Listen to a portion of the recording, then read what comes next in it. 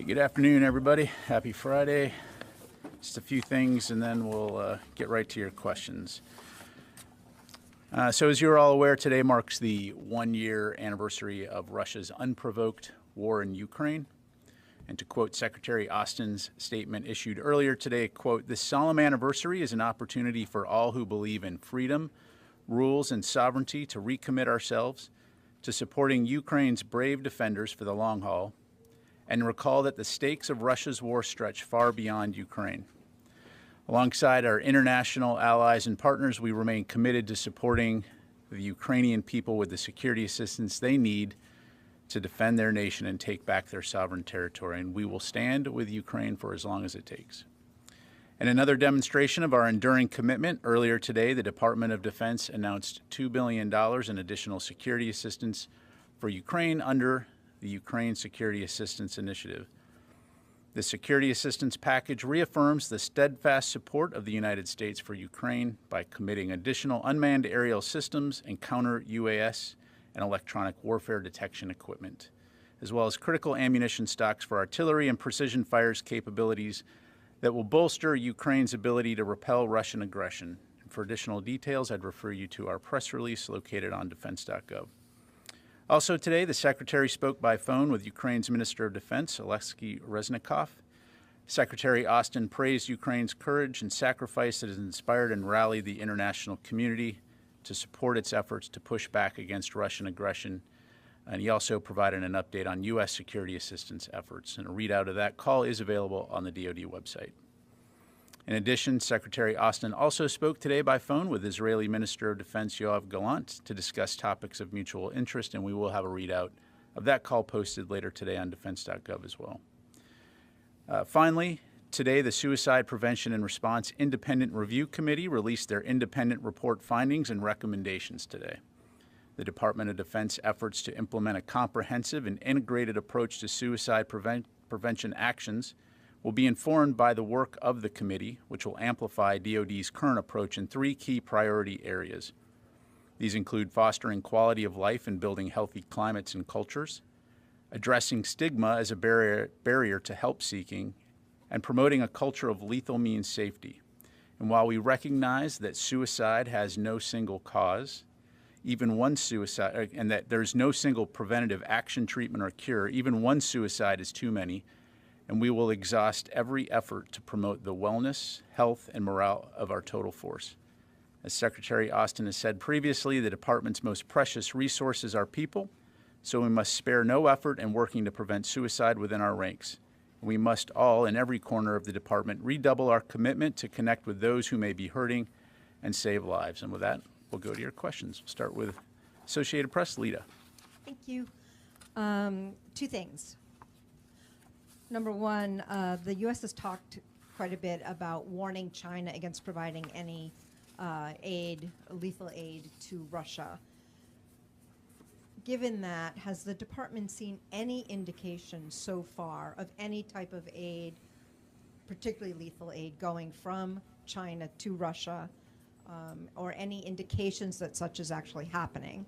And then secondly, on the suicide report that you just mentioned, the report recommended a number of gun safety changes, including waiting periods and raising the age for purchasing a weapon. Has the department considered any of those before? How difficult will it be to put any of those into effect, considering some of the stronger gun safety thoughts, particularly among Congress? Sure. Thanks, Lita. So on your first question in regards to China and the potential for providing lethal aid to Ukraine, we haven't seen them provide lethal aid to Ukraine, or to Russia yet. But we also have noticed that they haven't taken it off the table. And so you've heard Secretary Austin, Secretary Blinken, and others warn China about the implications of providing lethal assistance to Russia, to include needlessly extending this conflict and the suffering of the Ukrainian people. I would say, ironically, China's recent peace plan proposal includes respecting the sovereignty of all countries. So one would hope that they mean it and respect Ukraine's right to exist versus potentially providing lethal aid intended to kill innocent Ukrainians and erase their country. So we'll continue to monitor that closely. In regards to the committee's recommendations, we will review those closely. I don't have anything to announce today in terms of what steps we may take. But again, this is a very important topic to the Secretary and to the entire Department of Defense. And so we'll certainly be sure to keep you updated on that front. Well, have any of those particular gun safety recommendations ever been considered in the past that you're aware of? Just to follow up on Rita's question, you said you haven't seen them provide. Oh, I'm sorry.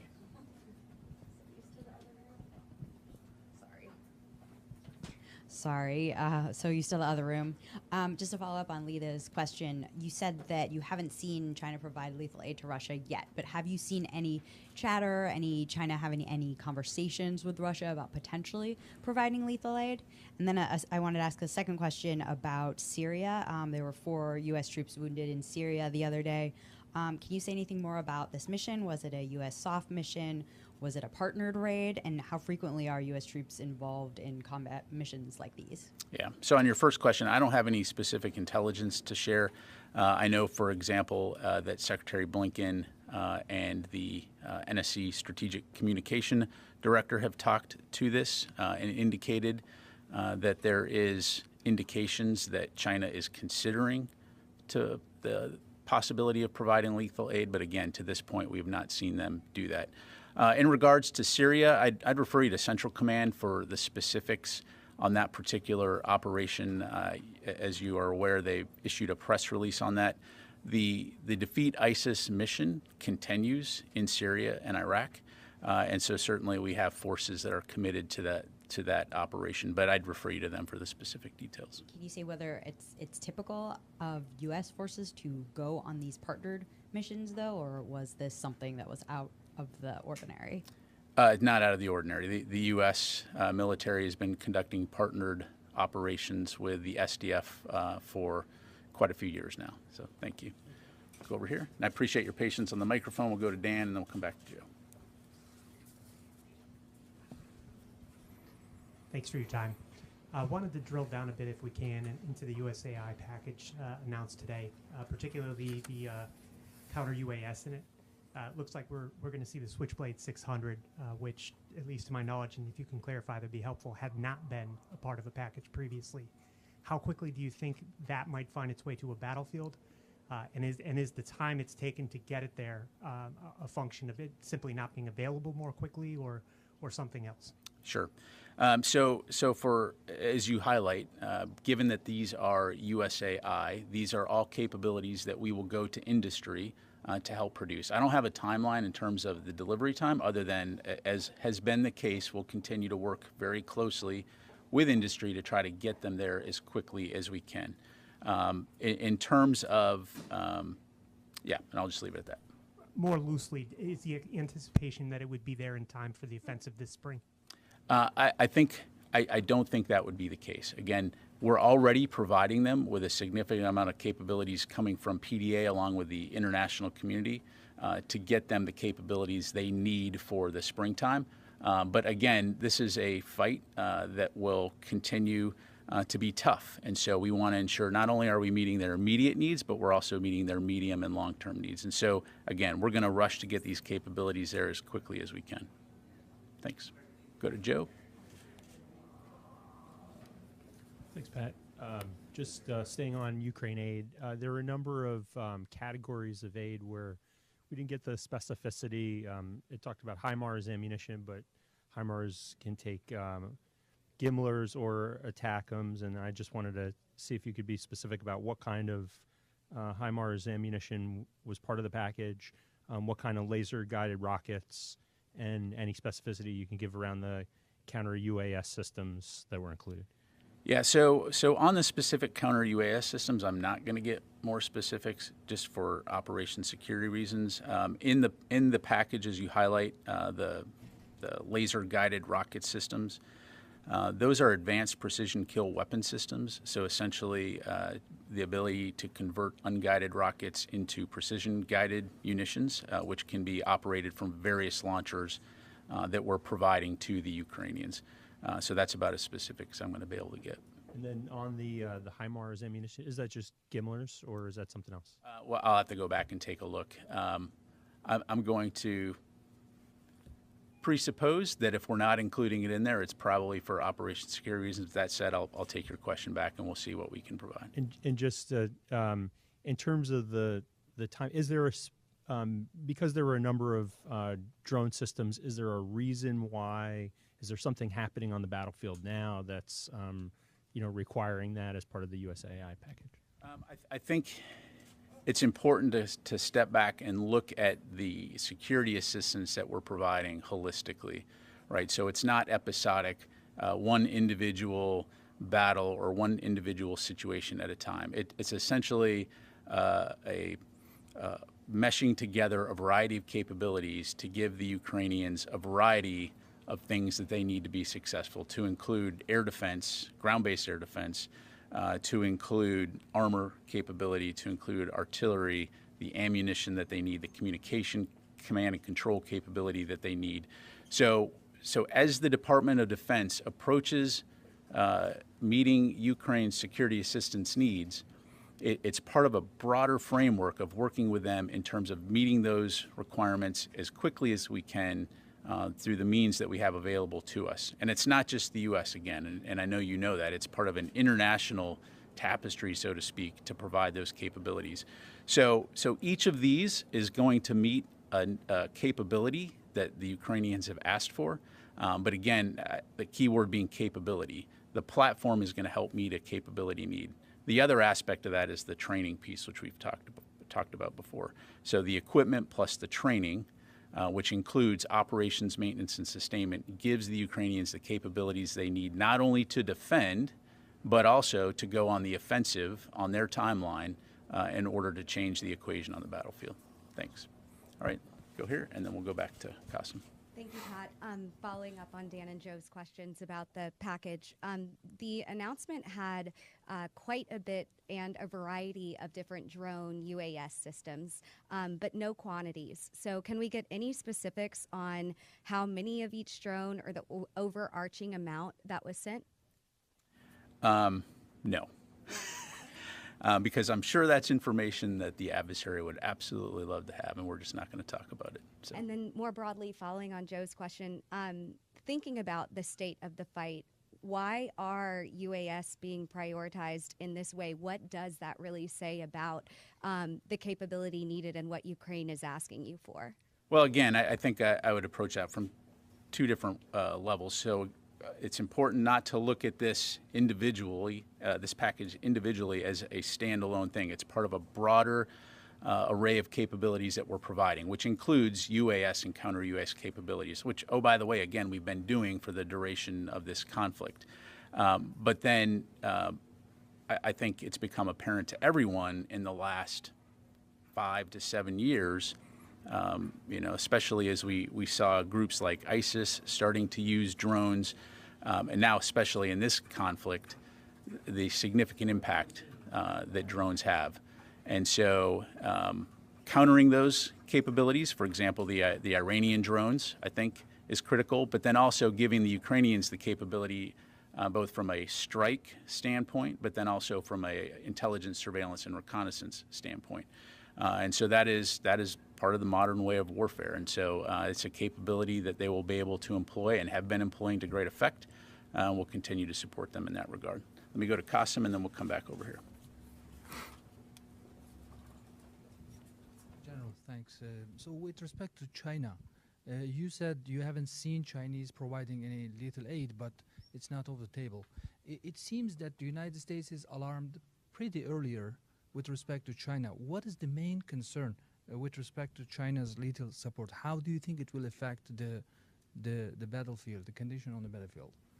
Yeah, well, without getting into hypotheticals, I mean, broadly speaking, what you would be seeing is a country like China, which clearly has advanced capabilities, munitions, et cetera, which, oh, by the way, has publicly declared its neutrality, to now take a side and essentially say we want to be in the camp that's looking to extinguish Ukraine as a nation. And so it would, again, as I mentioned, it would prolong this conflict. It would cause needless suffering among innocent Ukrainians.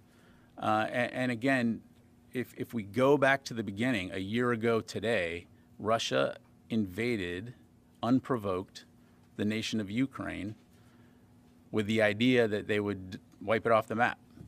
And so the United States and the international community have come to help Ukraine defend itself. Ukraine certainly has a right to defend itself, and we have a right to help them defend themselves. And this conflict could end tomorrow if President Putin decided, you know what, this isn't working out the way we thought it would, we're going to stop. So by China providing lethal aid, I think, again, it would just extend the suffering of innocent people. A separate question. Per yesterday's statement, we have seen that the United States, over 1 year fight, has provided almost $32 billion of aid. That's a huge amount. Do you remember if the United States has provided to another country that much aid for a conflict which the United States is not party to? And how confident are you that the United States is going to keep the pace of providing this aid to Ukraine if the war prolongs beyond next year and more years, actually? Yeah, well, I think President Biden, Secretary Austin, all senior U.S. leaders have made very clear that we're going to continue to support Ukraine for as long as it takes as they defend their nation. And so, again, going back a year, what we're talking about here is a Russian nation that has decided that it wants to eliminate Ukraine. And should they be allowed to succeed, the implications go well beyond Ukraine. It goes into protecting the international rules-based order that has largely prevented another world war since World War II. And so the potential implications on the European security architecture, more broadly the international security architecture, are significant. And so, again, we're going to continue to support them for as long as it takes. Let me go ahead and go over here, and then we'll come over here. Yes, ma'am. Kind of flowing off that, this morning several former NATO Supreme Allied commanders urged the U.S. to do everything they can for Ukraine to dig deeper. I was curious your reaction to that, and what more could we be doing right now? Yeah, I think that message echoes largely what Secretary Austin said at the Ukraine Defense Contact Group, that we do need to, as an international community, dig deeper, work harder, work faster to ensure that Ukraine gets the security assistance that it needs to be successful on the battlefield. Does dig deeper mean sending additional capabilities, equipment? What do you take from that in terms of what we could do more? So I think we are, again, as evidenced by today's announcement, and we're going to continue to consult closely with Ukraine and with our international allies and partners to ensure that Ukraine has the assistance that it needs to be successful. Thank you. All right, we'll go here, and then we'll come back across the room.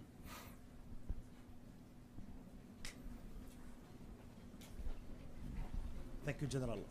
General, China has been introduced a plan call for a ceasefire in Ukraine, including the end of conflict. Have you seen this plan, and what's your opinion about it? And I have another question. Sure. Well, certainly we are aware that China has introduced a plan. I don't have any specific comments to provide. From a Department of Defense standpoint, our focus remains on working with Ukraine and our allies and partners to get them the security assistance that they need.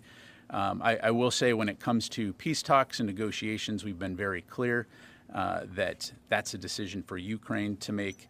And as you've heard us say previously, nothing about Ukraine without Ukraine. Thank you. Do you think it is necessary to keep lines of communication with Russia open, even with the relations like we are now? I think it's important, absolutely important, to keep the lines of communication open with Russia, also with China. This is something that Secretary Austin has talked about frequently. and that it's an important responsibility of all nations, particularly those that maintain vast military arsenals, to keep those lines of communication open to reduce the potential for miscalculation. So that's something that we'll continue to endeavor to do. All right, we'll go back here. We'll go to Phil, and then we'll come right up here. Hold on, get the microphone. Sorry. Confliction line between the United States and Russia used to coordinate the president's trip to Ukraine? Thanks. Yeah, thanks, Phil. So in regards to the president's trip to Ukraine, I'm going to have to refer you to the White House. This was a presidential trip, and so they're really the ones to talk about that. Thank you. Yes, sir.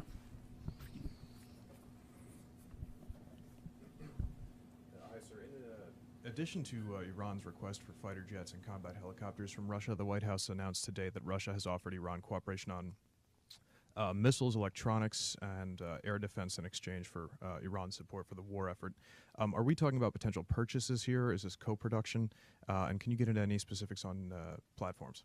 Yeah, I really can't beyond, again, what you highlighted, that we know that Iran is pursuing a deeper security cooperation relationship with Russia for obvious reasons. And throughout this campaign, we've seen sort of that transactional interaction between Russia as they seek more munitions, as they seek drone capability. We know that they've been interested in ballistic missile capability, for example. We know that they've been looking to advance that relationship with Iran. And again, we know that Iran is looking to advance that relationship with Russia, which again says a lot about the kinds of the kinds of measures that Russia is finding itself having to resort to, not able to depend on its own defense industry, losing suppliers and partners as a result of their actions. And so, and it's also a statement on what we've said before about Iran being a destabilizing influence not only in the Middle East, but exporting terror to places like Ukraine. So again, we'll continue to monitor that closely, but I don't have any additional details to provide. Let me go over here and then we'll come back here. Thank you, General. The Ukrainian president said just the other day that there's not going to be any dialogue with Mr. Putin and he can't be trusted, while the Russian president says that they have to accept the new realities on the ground. And the United States rhetoric is that Mr. Putin could end this war if he wanted to in a heartbeat. There seems to be a deadlock here, right? So can you see the United States militarily and financially supporting Ukraine for the next half a decade, perhaps? Because it looks like a deadlock that no one can break at the moment. What's your thought on that?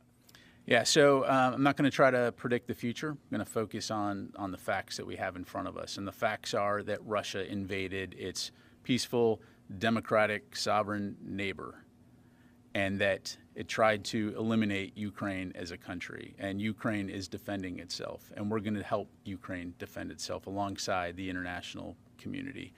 And so ultimately, at the end of the day, we're not going to dictate to Ukraine when it should stop fighting.